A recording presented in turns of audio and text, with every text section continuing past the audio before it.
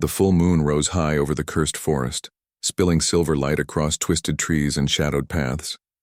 A wind whispered through the branches, carrying secrets no human should hear.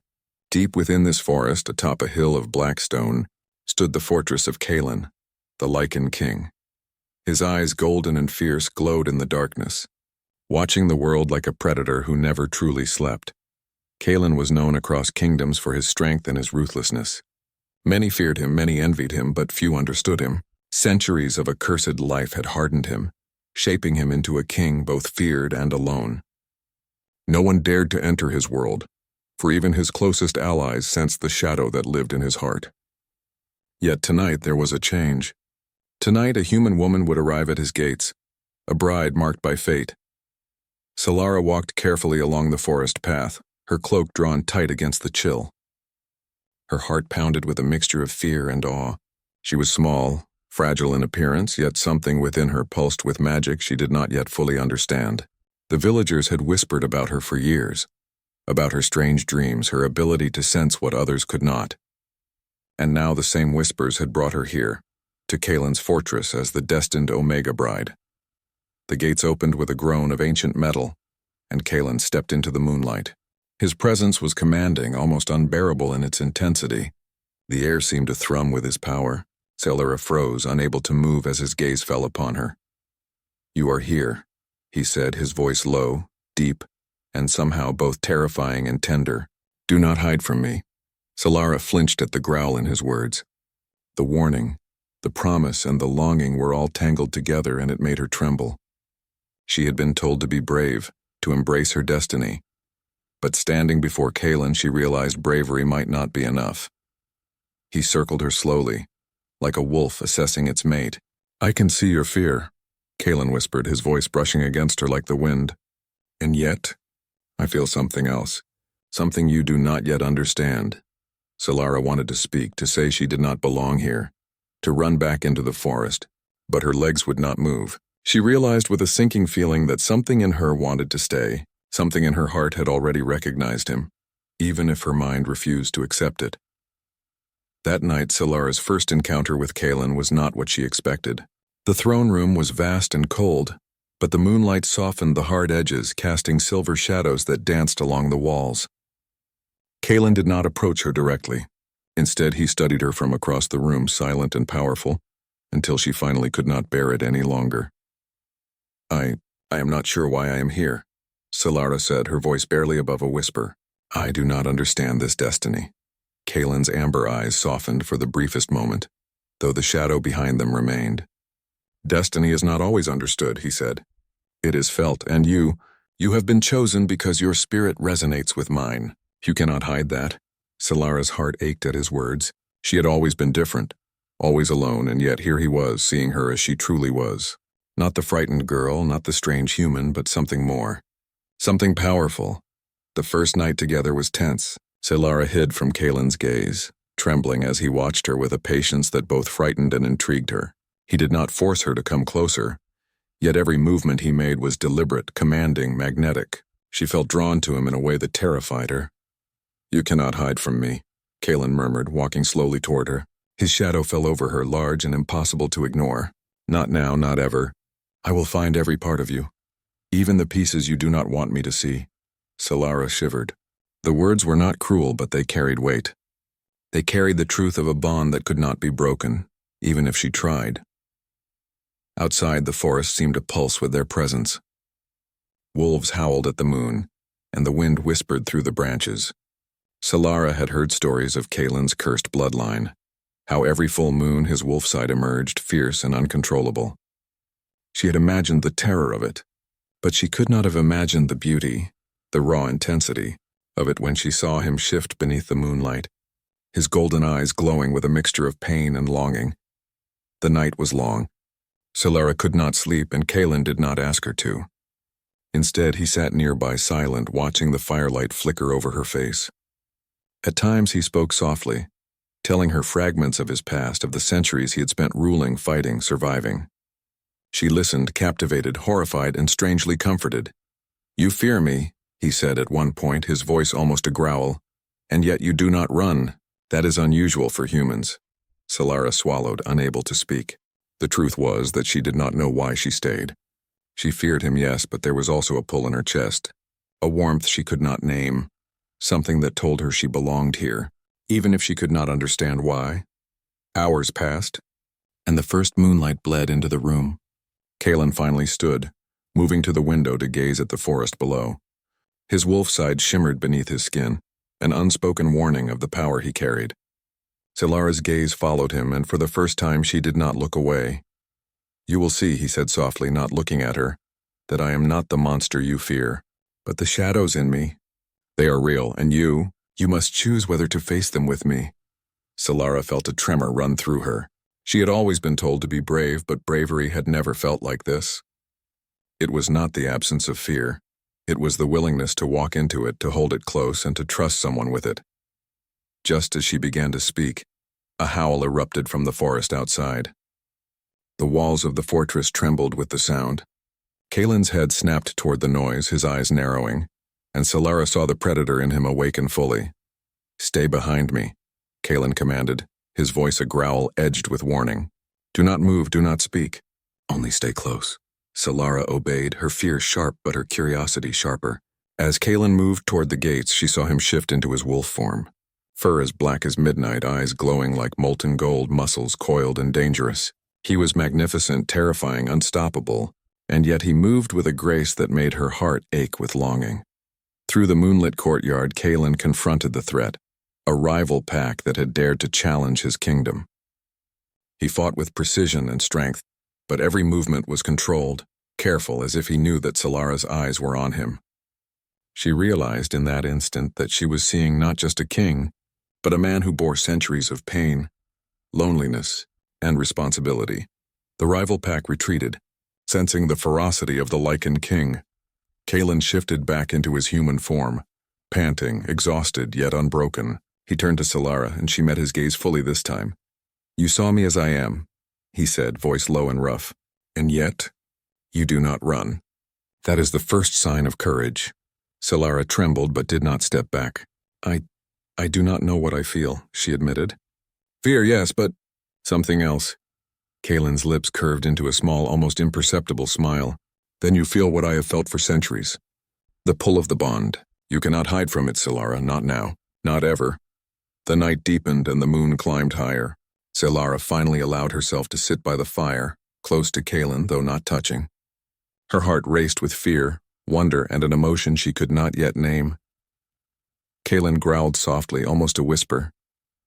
"Don't hide from me, Solara. You will learn. The shadows are not your enemy. They are ours, together." The words lingered in the air, heavy with promise and danger. Solara could not sleep that night, nor could she escape the feeling that her life had changed forever. The Lycan king was no mere ruler. He was a storm, a shadow, and perhaps the only man who could see the true fire inside her soul.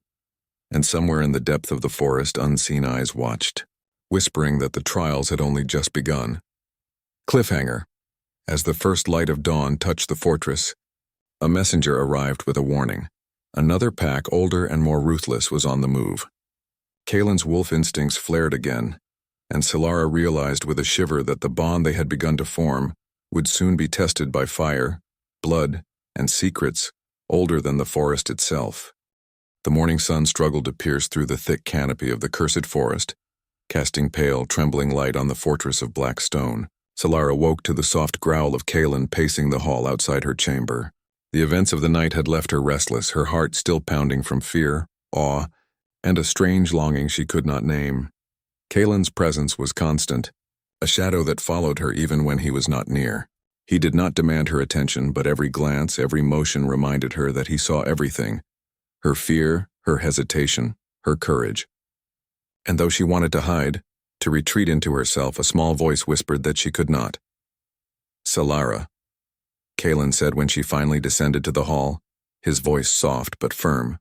"We must leave the fortress. The threat is not over. Another pack moves toward the kingdom, older and more ruthless than the last. You will come with me." Solara's stomach tightened. She had hoped, perhaps foolishly, that her first night in the fortress would bring safety. Now she realized that danger was not only outside but inescapable. Yet when she looked at Kalen, At the storm in his amber eyes and the controlled power in his movements, she felt something stir within her. She was afraid, but she was not willing to turn away. The forest outside was alive, dark and twisting, its shadows shifting as though alive. Kaelin moved confidently, every step deliberate, like a predator who owned the land. Solara followed, feeling both small and strangely empowered, as if the forest recognized her presence as part of Kaelin's world. "You must learn," Kaelin said as they walked, "that fear is not your enemy. It is a guide. It will tell you what is dangerous, what is true, what matters." Solara nodded, though her hands trembled. The forest pressed in around them, the air thick with magic and mystery. Strange sounds whispered through the trees, calls of creatures she could not see, shadows that seemed to move against the wind. Her pulse quickened, but so did her awareness. With Kaelin near, she felt that she could face anything. Yet a part of her also knew that the bond forming between them was as dangerous as the forest itself. Their path led them to a clearing, where the moonlight of the night before still lingered in silvery pools on the ground. In the center of the clearing lay an ancient stone pedestal, carved with runes that glowed faintly. Kaelin approached it, his expression tense.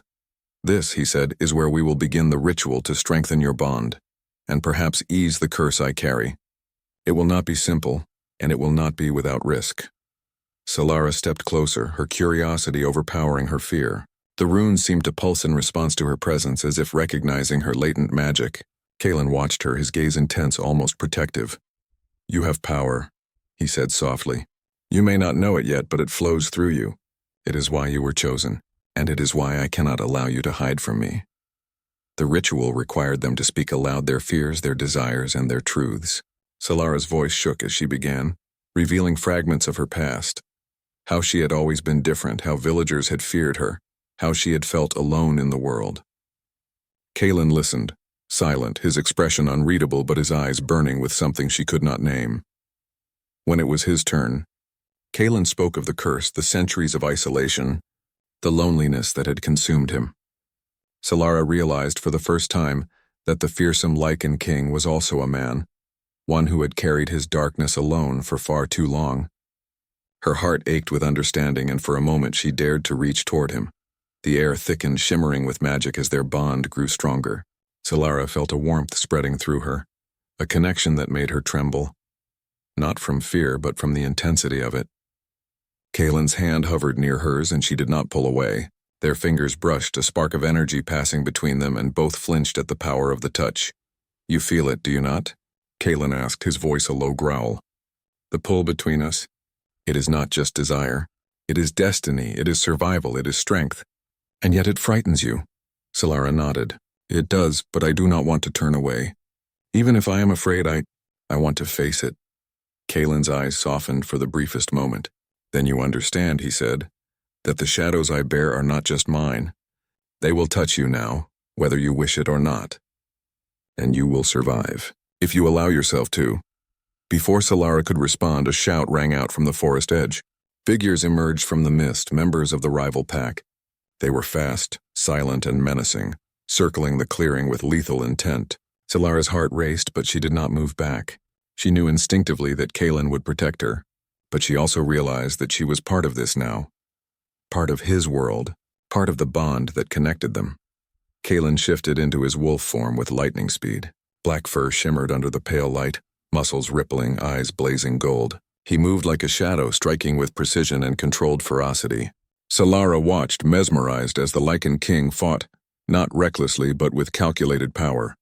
When a rival pack member broke through, Kaelin lunged, his strength terrifying yet controlled. Solara, heart pounding, felt a strange surge of her own power awaken. She instinctively raised her hands, and a shimmer of light emanated from her fingertips. The rival paused as if sensing her strength, then fled with the others into the forest. Kaelin shifted back to human form, panting, his eyes fixed on her. You felt it," he said, astonishment in his voice. "You have power of your own." "I did not know you were ready." Solara nodded, still trembling. "I did not know I could do that." Kaelin stepped closer, his presence overwhelming. "Do not hide from me," he growled softly. "Not now, not ever. We are bound by more than fear, more than magic. You are mine, Solara, and I am yours. But this bond, it will not be simple, You must trust me completely and you must trust yourself. The intensity of his words, the closeness of his body, the heat of his gaze. It was almost too much. Solara felt her knees weaken, yet she did not step back. Something deep inside her, the courage, the trust, the spark of destiny, told her that this was right. That even in fear, this was where she belonged. They spent the night in the clearing, talking, learning, and understanding. Kalen shared stories of his centuries, of battles, losses, and the loneliness that had consumed him. Solara shared her dreams, her fears, and the glimpses of magic she had only begun to understand. The bond between them grew stronger, tangible in the air, like a thread connecting their hearts. But as dawn approached, a distant sound froze them both, the echo of hooves and the shadow of a larger, older pack moving through the forest. These were not ordinary rivals. These were ancient enemies, hunters who had long sought to challenge Kalen's rule. Kalen's eyes narrowed, muscles tensing. "They are coming," he growled, his voice a mix of warning and determination. "And this time, you cannot hide. You will have to face them with me, and you will have to trust that I will not fail you." Solara met his gaze, trembling yet resolute. "I will not hide," she whispered. "I will face it. With you?" Kalen's lips curved into a small, rare smile. "Then the dance begins," he murmured. "And it is a dance of fear and desire, of shadows and fire. We will survive, if we do not hide from each other." The forest seemed to hold its breath as the first signs of the enemy drew closer. Solara and Kalen stood together in the moonlight, the bond between them glowing brighter than the shadows around them. And though danger was near and though fear still gripped their hearts, they both knew that they had found something greater, a connection that could survive anything, if only they trusted it. Cliffhanger. From the depths of the forest, a figure stepped forward, older and more powerful than any Kalen had faced. Its eyes glowed with knowledge of the curse, of the bond, and of Solara's awakening power. Kalen growled low in warning, and Solara felt a shiver run through her. The true test of their bond was about to begin, and the forest whispered that this night would change them both forever. The forest was alive with whispers as the sun sank behind the horizon, leaving only the pale silver light of the rising moon. The shadows stretched and twisted, creating shapes that seemed almost alive. Solara's heart raced, but this time it was not only fear, it was anticipation. She had grown stronger, more aware of her own power, and she knew she would stand beside Kalen whatever came. Kalen's golden eyes glowed in the dim light as he led her deeper into the cursed forest. The trees grew taller, their branches forming a canopy so thick it almost blocked the moon. He moved silently, every step deliberate, muscles taut as if he could hear the heartbeat of the world around him. Solara followed closely, her senses alert, feeling the pulse of magic and danger alike. "We are close," Kalen said, his voice low and intense. "The one who hunts us now is not like the others. This enemy knows our bond. He knows the curse, and he will test us both." Solara swallowed hard, but she did not step back. The bond between them had grown, glowing like an invisible thread that tied their hearts together. She could feel Kalen's strength, his fear, and his longing all at once. She realized that the Lycan king, for all his power, had vulnerabilities, and that she now shared in them. The clearing ahead opened suddenly, revealing a stone altar older than the forest itself. Runes glowed faintly, pulsing with a magic that felt ancient and powerful. On the other side of the clearing stood a figure cloaked in shadow, eyes burning with knowledge and intent. The air thickened, charged with tension, and Solara felt her own power stir in response. Kalen growled, a deep warning sound. "Stay close. Trust yourself. Trust me." The figure stepped forward, revealing features sharp and timeless, eyes that had seen centuries. "Kalen," it said, voice smooth and commanding, "you have grown complacent, and you, little human, are far stronger than you believe. But power without control can destroy everything." Solara's pulse quickened. She knew in that moment that this confrontation was not just physical.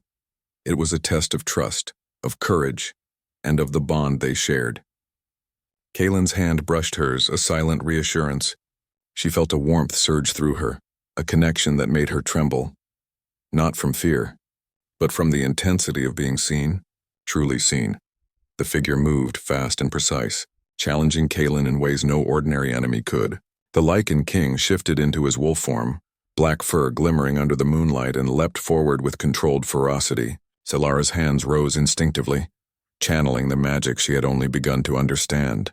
Light shimmered from her fingertips, forming a protective barrier around Kaelin and herself. The enemy recoiled slightly, surprised by her strength. "You feel the bond," it said, a hint of respect in its voice. "But can you survive it?" Kaelin lunged, claws striking with precision, but he moved differently now, controlled, tempered by Solara's influence. He no longer fought alone. Her presence grounded him, gave him focus, and for the first time in centuries he was not consumed by the curse.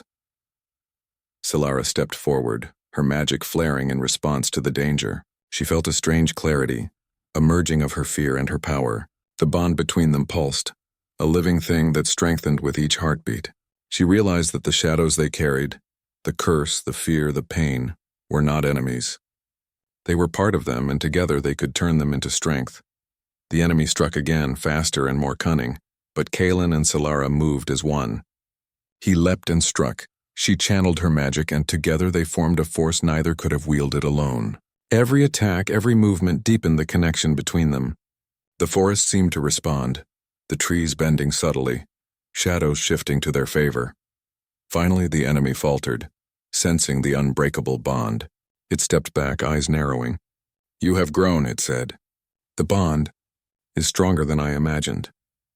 But remember, power comes with a price." Kaelin shifted back to his human form, breathing heavily, his golden eyes glowing. He turned to Solara, who stood trembling but resolute. "You see now," he said softly, "that the shadows I carry, they are not just mine, they are ours, and together we can survive them." Solara reached for him, her fingers brushing his. A surge of warmth passed between them, a tangible connection that made her heart ache with understanding and longing. "I understand," she whispered. "I will not hide, not from you, not from myself." Kaelin's lips curved into a rare smile, the shadow in his eyes softening. "Then we begin anew," he said. "Together. Not as king and human, not as predator and prey, but as partners bound by more than fear, by more than destiny. Bound by choice." The forest seemed to sigh around them, the tension lifting as if the trees themselves acknowledged the change. The curse was not gone, it could never fully disappear, but it had transformed. No longer a burden Kaelin carried alone, it had become a shared strength, a bond that neither could break. That night, beneath the moonlight, Solara and Kaelin stood side by side. The wind whispered through the trees, carrying a melody older than the forest itself. They spoke little, for words were not enough to capture the depth of their connection. Every glance, every brush of hands, every shared breath spoke volumes of trust, courage, and a love that had grown from fear into something enduring. "You are mine," Kaelin growled softly, though there was no menace in his tone. "And I am yours. But remember, the bond we share, it is more than desire. It is strength, it is trust, it is survival." Solara's heart swelled. "Then I am yours," she whispered back, her voice steady. "And I will never hide from you again." They stayed together as the night deepened, the moon casting silver light across their joined forms. The forest no longer felt threatening. It felt alive with possibility, as if the land itself approved of their union. The bond they had formed was not perfect, it was tested, raw and intense, but it was real. As dawn approached, a distant shadow stirred among the trees, a reminder that the world outside the forest remained dangerous. Yet neither Kaelin nor Solara flinched. Together they had faced the shadows and survived. Together they would face whatever came next.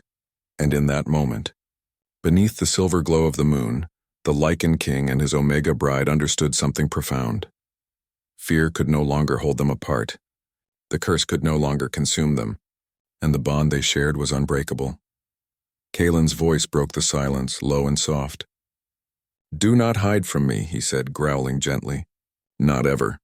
Solara leaned into him, her head resting against his chest, listening to the steady beat of his heart. "I will not," she whispered. "Never again." The forest held its breath, the shadows retreating before the light of their bond. The danger had not vanished, but their strength together had become a force that could not easily be broken. The night ended, but the story of their connection, of fear, trust, and love, was only beginning. The Lycan king had found someone who could share his shadows, and Solara had found someone who could see the fire inside her. Together they were no longer prey or predator. Cursed or powerless, they were a force bound by destiny, courage, and a love forged in the moonlight. And far beyond the forest, unseen eyes watched, whispering that the world would never be the same again.